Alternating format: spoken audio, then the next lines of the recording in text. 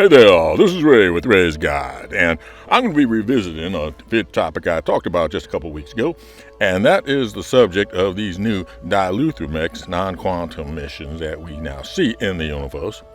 And when I first discussed these, I discussed them from the standpoint of being a good choice easier for a beginner pilot. It can do just about any old ship. And that gave the impression, perhaps falsely, that these missions had to be slow, boring, and unchallenging. And that does not have to be the case. So how do you take this mission and make it exciting, challenging, and difficult? And the answer is you try to do it as a speed run and make it more profitable too. Now, doing these missions as a speed run basically involves two decisions up close. First of all, where you're doing them and what you're doing them in.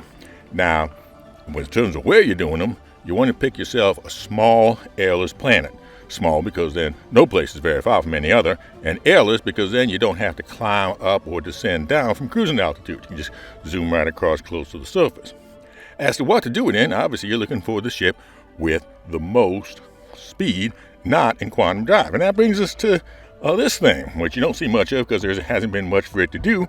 And your first reaction of seeing the Drake Herald might be, what in the tarnation, some damn fool strapped a cap ship engine to his arse.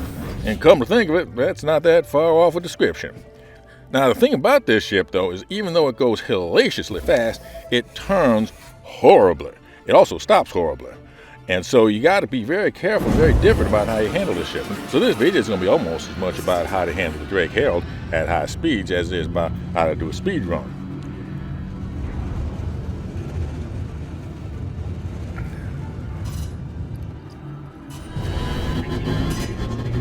So we're going to pull ourselves a little bit away from the orbital station, get ourselves lined up, and hit the clock and hit the quantum drive button. We can, of course, quantum drive to the planet because we don't have any of the stuff in our hold yet, and we'll be able to quantum drive from our arrival point down to the surface because, again, we will not yet have any of the quantum-sensitive material in our hold.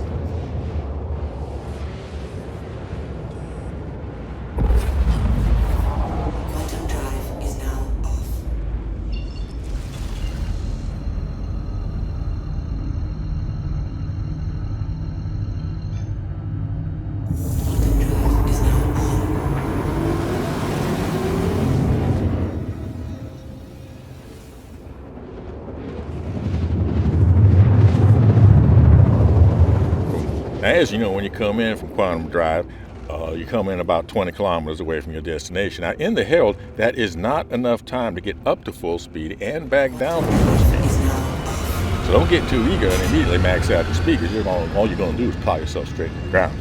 That's the biggest risk of this mission. You get a little bit too much momentum in the wrong direction, and you're just going to be a grease spot on the ground.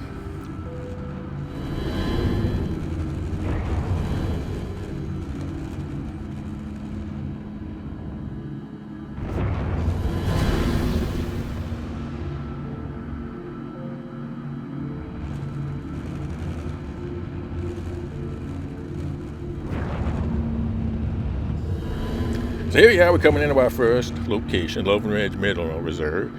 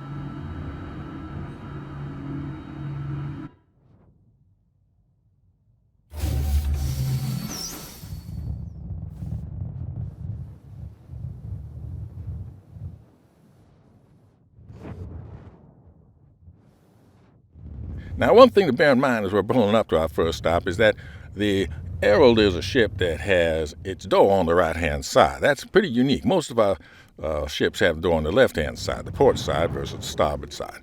And so if you're going to try to pull it up and line up your door right, which is a nice tactic for a speed run, you got to keep your mind that you're keeping the other side of the ship, the right-hand side of the ship, towards the door.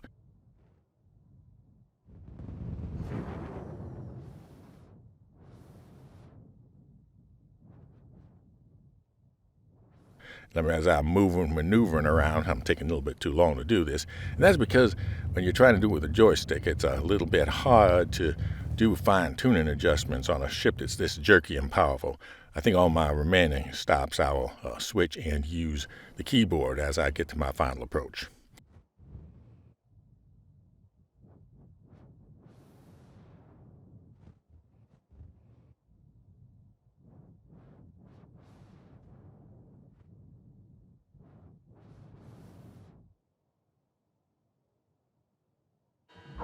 So here we are, we're finally on the ground. Let me hop out and go and get those boxes. And we're lucky that this is a small station with autonomous assist. So we'll be able to use our tractor beam to move these things around. And there'll be a way that we can do that in a way that can let us move 2 packages at once in tandem much faster than it would have to take us walk all the way back to the ship and then back all the way to the start again. So here we come in here. We're going to go through the door.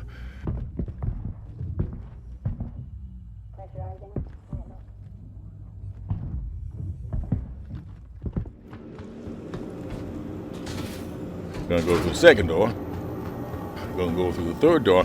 Now what you realize is that if you stand in the door will not close. So you stand in the door and use your tractor beam to move both of the packages from this room into the end of the next room.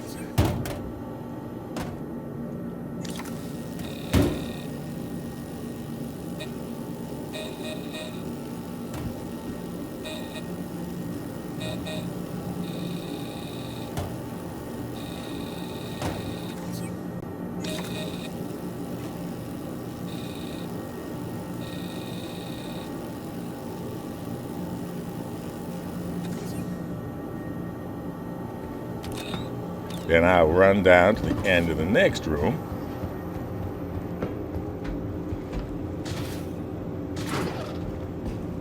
Again, I stand in the doorway so it doesn't close. And again, I move both of the packages into the start of the airlock.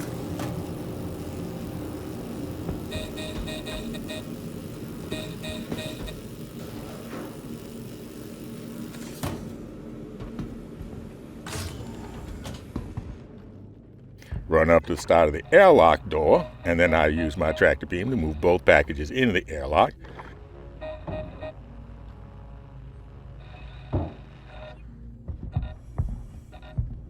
Cycle the airlock, of course, and then I stand in the airlock, and if I'm lucky, I can move both of these packages right from the airlock directly into my ship and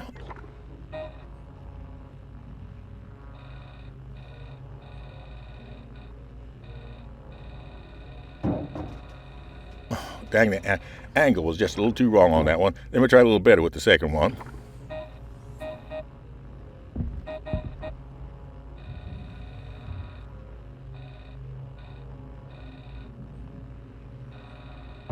There we go. Nice and easy. That's what I was wanting to do. Now let me run down and get the first package.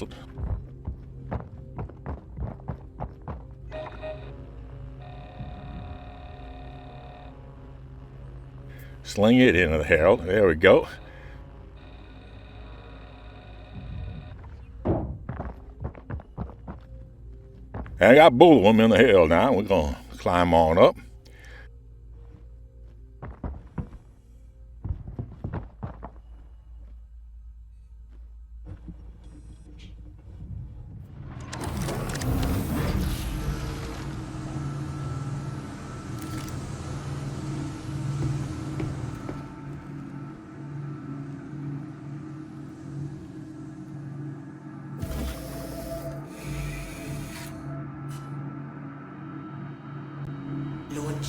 Get ourselves up to some altitude, and then we're going to look around and see which of our 2 drop-off points is the closest one. Well, we'll go to the closest one first.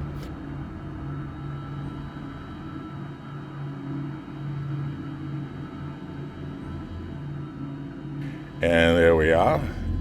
We just level it out.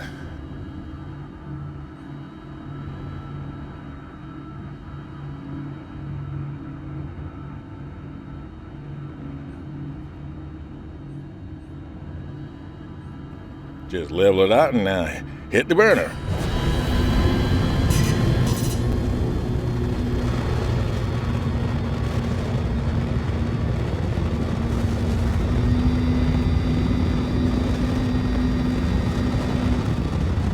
The next thing you know, we're going at what on Earth would be described as Mach 3.8. Now I always flip over so I can keep my destination in my sight without having to dip my head. Most of our ships, including the Drake Herald here, has much better view to the above than to below. So it's easier when you're flying close to the surface to a particular destination to do it inverted. And since there's no air, that makes very little difference in terms of aerodynamics. What little aerodynamics the Drake Herald has, I can't hardly tell with those little 2 Velociraptor kind of arms out the side of it. I'm going to be perfectly honest. I'm not trying to present this as the ultimate speed run. I suspect that most of you, while right now thinking, well, I can do better than this, and I encourage you to do so. In fact, I want you to do so. I'd love to see you do better. I'm just trying to get things started here, but give you some ideas of what you can use to make your own speed run of the Diluthium mission. Have a few moments here. I'm going to crank up the radio. We're going to enjoy some music.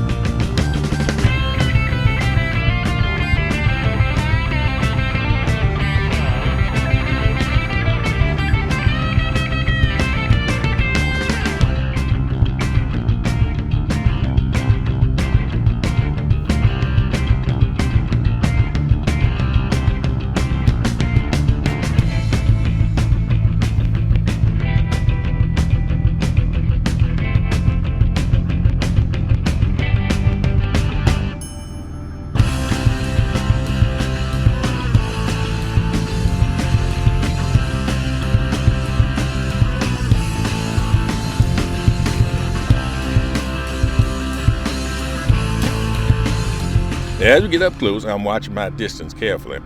As I said, you can't get down from this full Mach 3.8 speed very quickly. Finally, you have to time it to about 25 kilometers when you have to start to make your move. Now, your move is going to be simple. It's going to be a decouple, turn, and burn. Now, you might wonder why decoupled. And the reason is if you don't do a decoupled, you're going to black out. And blacking out at Mach 3.8 a few kilometers above the ground is not an advisable thing to do. So the action is going to be this. Decouple, flip around to the top, couple, then hang on tight while the engines kick it up to max and bring us down to a nice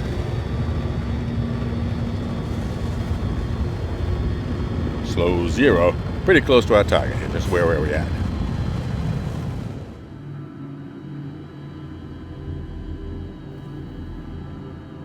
Oh, no, not there. They're the one.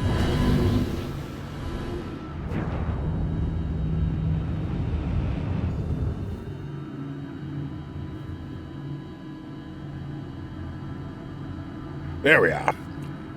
Human Mining Facility, Sal 2.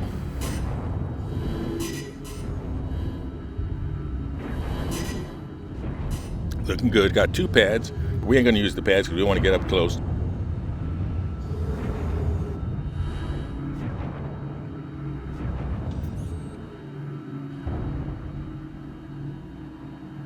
I'm going to try to put the right-hand side of my ship facing right towards and right in front of the door.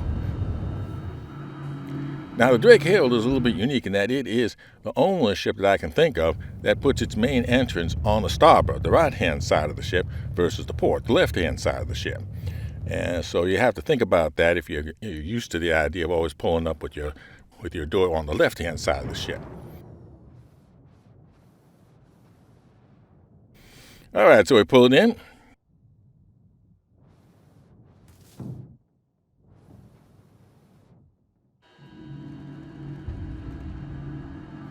Now this first drop-off is in a large outpost, so it has an armistice zone, so we can't use our tractor beam. For some dang fool reason, they don't let you use tractor beams inside an armistice zone. Go figure.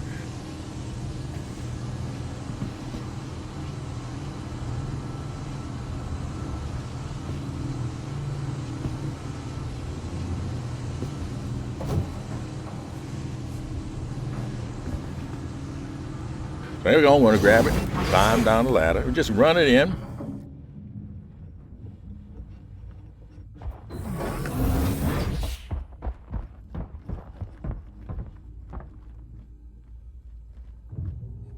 Through the airlock. Got to cycle the airlock, of course. Take a moment to do that.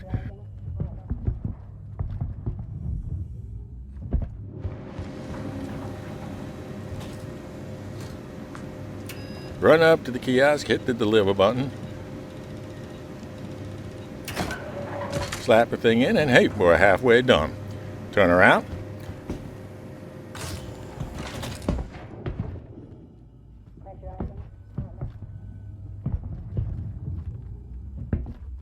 Head back out to the ship.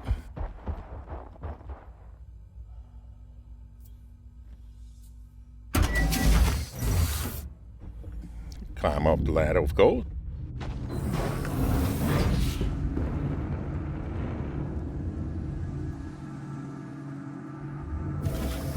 And now as soon as we sit down, we immediately get to altitude.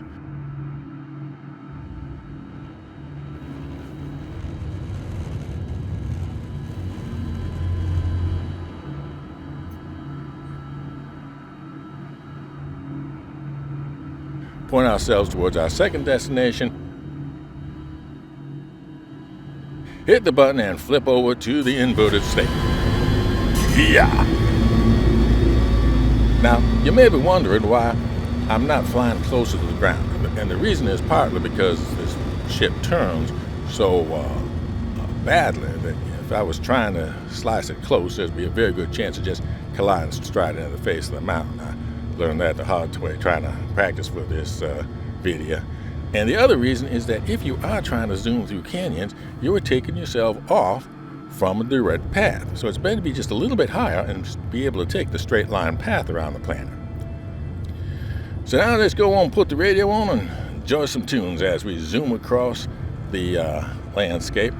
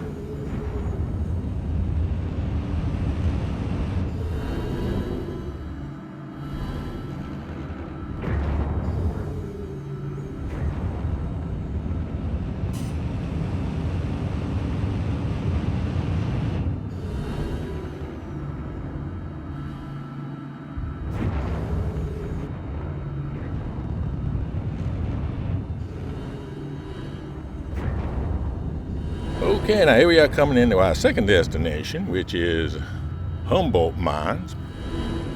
Again, we'll swing around.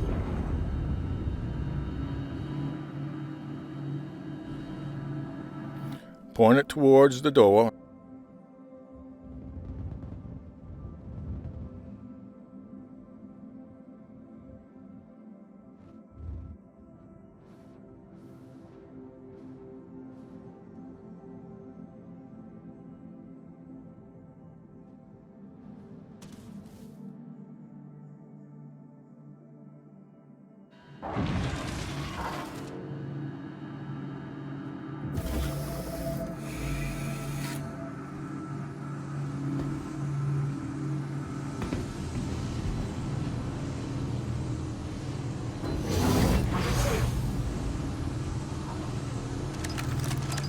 Well, I'm going to try to be a little fancy here since this is a small outpost. I can use my tractor beam again, so I just try to use my tractor beam to fling this crate right and drop it on the porch.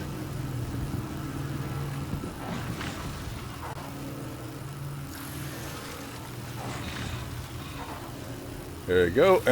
Well, what the heck? Way to go. Way to go. Ooh, was that it hitting the roof? Oh, let me climb out here and figure out what's going on. Oh, there it is underneath.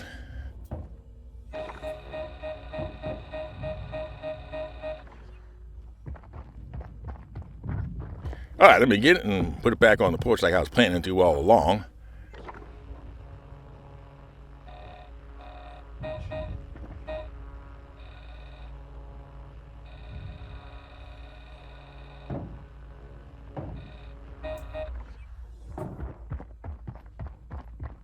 Climb, run to the end here.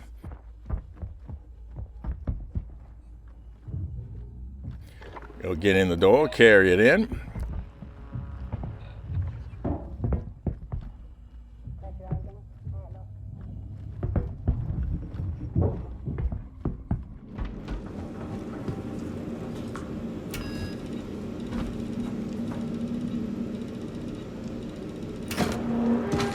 Drop it off and we finish it up. Now, my goal at the start was to reduce my time. When I was doing this in the Aurora, it would take me about 35 minutes to do a mission like this. My goal was to drop off about 10 minutes from that time, and I have. Now, that isn't to say that you ain't going to do even better. Since I said, I encourage you to do better. But I think it's going to be really hard to get this thing far below 20 minutes. Certainly getting to 15 may be the outer limit of what might be possible to do in a speed run. But I'll leave it to you guys to take care of that. In the meantime, fly safe, keep it real, and I'll see you in the verse. This is Ray with Ray's Guide.